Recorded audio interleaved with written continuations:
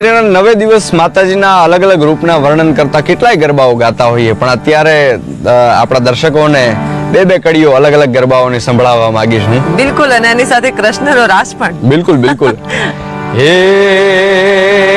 તું તો કાળી ને કલ્યાણી હો માં, જ્યાં જોવું ત્યાં જોગ માયા. હે તું તો કાળી ને કલ્યાણી રે માં, જ્યાં જોવું ત્યાં જોગ માયા.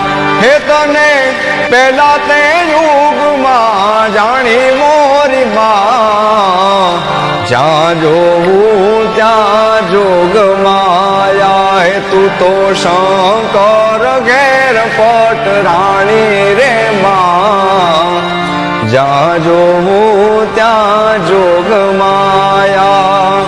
એ ચપટી ભરી ચોખા ને ઘીનો છે દીવડો, ચપટી ભરી ચોખા ને ઘીનો છે દીવડો.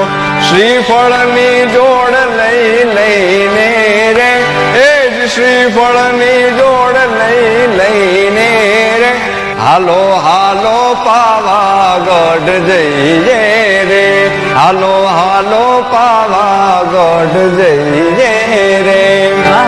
એ રૂડે ગરબે રમે છે દેવી અંબિકા રે, એ રૂડે ગરબે રમે છે દેવી અંબિકા રે. એની તાળી, એની તાળી પડે ત્રણ લોક મારે. રૂડે રૂડે ગરબે રમે છે દેવી અંબિકા રે. કનૈયા મોરલી વાળા રે, છોગાળા મોરલી વાળા રે, કાનુડા મોરલી વાળા રે, છોગાળા મોરલી વાળા રે. એ રંગભીની રાધા ને લઈ બેઠી બાધા, રંગભીની રાધા ને લઈ બેઠી બાધા.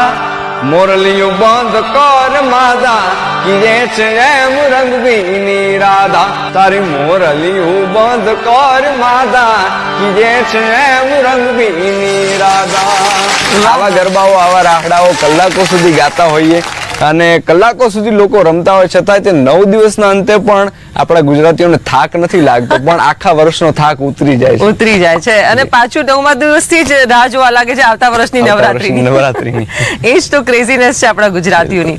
બહુ સરસ વાત. અને ગરબામાં પણ ખરેખર ખૂબ જ મજા આવી ગઈ. એક રમઝટ બોલાવી દીધી તમે, અને ખૂબ જ સરસ ગરબો હતો. રંગભીની રાધા, રાધા અને કૃષ્ણની વાત આવે ને આપણી ગુજરાતની ભૂમિ પર એટલી જ પાવન પવિત્ર ભૂમિ દ્વારિકા નગરી, મોક્ષનો દ્વાર દ્વારિકા નગરી. ભગવાન કૃષ્ણે એમની રાજધાની અહીંયા બનાવી.